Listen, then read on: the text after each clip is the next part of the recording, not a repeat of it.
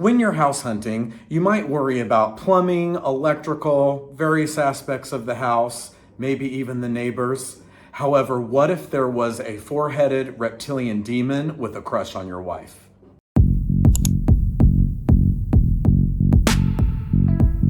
Welcome back to Exhumation Station, where we uncover some of the lesser-known gems of vintage horror fiction. In today's review, we will be covering The Gatekeeper by Dana Reed. Wonderful cover there. This was published in, I'm going to be honest, either 1987 or 1991. The internet, everywhere I see, says 1991, but literally in this edition, it says copyright 1987. So we're going to go with that date. In this tale of a demonic haunting, the walls bleed bad vibes. The demons are hellish pranksters, and the real estate agent is more afraid of this house than the family actually moving into it. This story has everything. A haunted house with a very heavy satanic backstory, lots of vintage charm, including one of our main characters being pleasantly surprised of finding carpet in the kitchen, as well as dreaming about a brand new king-size waterbed being installed in her bedroom, as well as a terrifying monster demon that wants mommy's soul. First, let's look at this cover again. As you can see, it features pretty scary looking ghost child type entity, and there's even a blurb on the front that says, "Born of evil, child of terror, it waits." However, this story kind of has nothing to do with a ghost child. The cover and the blurb leads us to believe this is going to be our typical haunted house with a creepy kid story. And while there is a creepy demonic child part of the cast of characters, this story definitely does not follow the typical plot lines of a haunted house novel. The Gatekeeper follows the story of a downtrodden family led by parents Cale and Erica Walsh, who are upgrading their house, new town, and from their initial visit, every member of the family, both parents and all four children, start to experience some supernatural events. However, none of them mention it to one another. Each parent is worried about being perceived as crazy. Nobody talks about what happened, and they proceed to purchase and move into this house. That little introduction to the story does kind of sound like a typical haunted house novel. However, from literally page one of the story, we are made aware that there is a very heavy demonic presence in this house, and we're led to believe there's dozens of demons in this house. And they are there as the result of previous tenants who were involved in some Satan worshiping rituals that went a bit too far. It got out of their hands, and they ended up fleeing the house in terror, leaving it available for this new family. The realtor stuck with selling this house has had his own demonic encounters, and before showing the house to the prospective buyers, he has a run-in with the titular Gatekeeper character, who is sort of the patriarch of this demonic den. The Gatekeeper warns the real estate agent to not show this house to anyone until the Gatekeeper kind of meets Erica when the realtor disregards that warning and shows the house.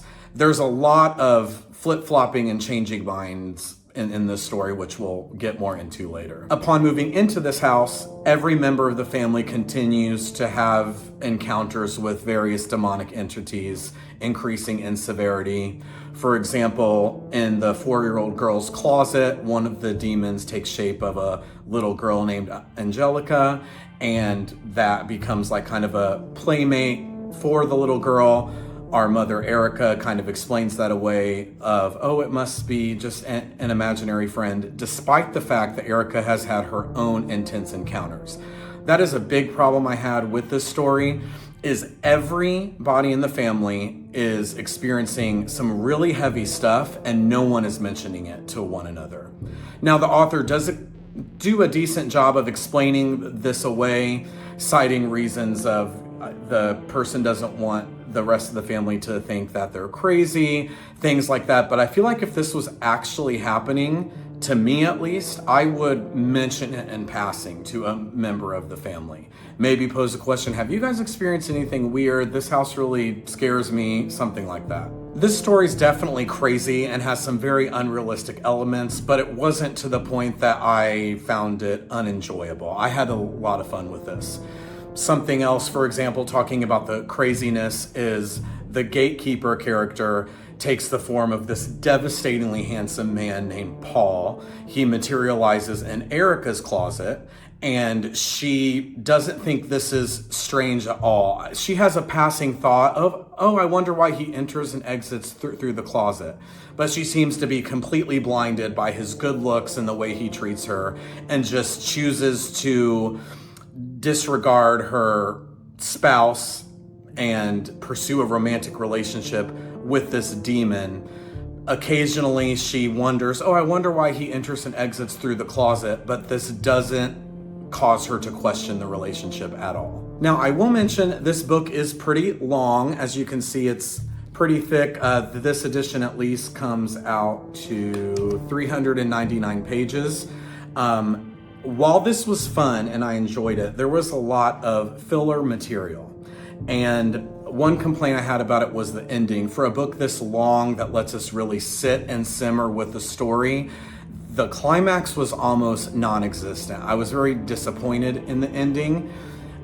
Without spoilers, I will mention it was not a happy ending, which I love when I'm reading. I love when, especially horror, I love when there is not a happy ending. But this one just seemed to kind of end rather abruptly, like the author just wanted to get this over and done with quickly. This book is full of characters, almost too many. However, the author does a great job. I never was confused. I never had to go back and read past sections to remind myself who somebody was. While the typical haunted house story will focus on our doomed family and everything that's happening in the house, we as the reader actually spend equal time with every character, and so that made it very easy to keep it straight. And as the book progresses, we see how they are actually all connected and have some sort of tie to the house or the demonic activity within. Speaking of the characters, I wouldn't be surprised if Dana Reed had some issues with men, at least at the time in her life that she was writing this novel, because 3 out of the 4 male characters are awful people, to put it simply. Cale, the father figure, is verbally and borderline physically abusive to Erica. We get to know the neighbors. The husband of that family is also abusive to his wife. However, I think this works well. Having these abusive men, especially Erica's significant other being abusive, works well with the story because it just makes Erica that much more susceptible to being wooed by this demonic sex demon. Regarding Erica, she is a complete mess from the very beginning of the story. She's very insecure. She puts up with her significant other, Cale's, abuse. We find out that he rampantly cheats on her. She just sort of ignores it and explains it away by like, oh, he's supporting me and my kids, so it's okay. I mentioned that she doesn't question the fact that her newfound love interest, demon, gorgeous man, enters and exits the house through her bedroom closet. She does not really question that. And then towards the end of the novel, this chick is flip-flopping between men, sometimes within a few pages of one another. She will profess her love for the demon lover Paul, and then she'll talk about how she wants her old significant other Cale back. And then Cale has this friend that Erica has actually been cheating on Cale with, and at one point he's gonna move in, and then he changes his mind, so she's like, okay, Paul the demon can live here. And Erica just cannot make up her mind when it comes to men, and I found it a bit distracting. It made me really dislike Erica, so maybe that was an intentional device used by the author, but I found her pretty annoying. Like a lot of vintage horror, this one is full of cheesy fun, which I always enjoy. However, this one does not fail to deliver on the scares. For example, there is a scene in a motel room with Kirsten, which is this ancillary psychic character who kind of gets involved with this demonic presence. We learn she has a history with them. It's a long story, which you'll find out more if you check this one out. But while she's in the hotel room, this scene occurs, and I just want to read you a small excerpt. She felt hot breath on her neck, and hissing, growling noises assaulted her senses. The curtains on the windows blew straight up, although she heard no sound of the type of wind needed to trigger them into action. The bathroom door slammed, slicing her nerves like a razor. The bed rumbled and shook, and the springs squealed again in protest as something climbed over the side of the bed and settled down next to her. This wasn't ethereal, not the usual sulfurous, foul-smelling puff of smoke that she'd seen so many times before. This was real, had form, and was badly decayed because it had been dead for such a long time now. This was her warning, stay away. Now, some moments that were meant to be scary actually had me laughing. The dozens of demons who are present in this house and in these characters' lives are quite profane. They say some things that I can't repeat on camera, but let's just say some of these encounters add to some of that cheesy fun and definitely had me chuckling. Overall, I'd say this was a fun read. I rate it a 3 out of 5. Like I said, it definitely delivered on the scares. However, it was a bit too long. There were points that it dragged and got a little bit repetitive. As always, thank you for joining me on today's review. Please like and subscribe. Leave a comment below if you've read this one. Tell me what you thought about it. Recommend some other more obscure titles you would like me to cover on this channel. And until next time, have a good one.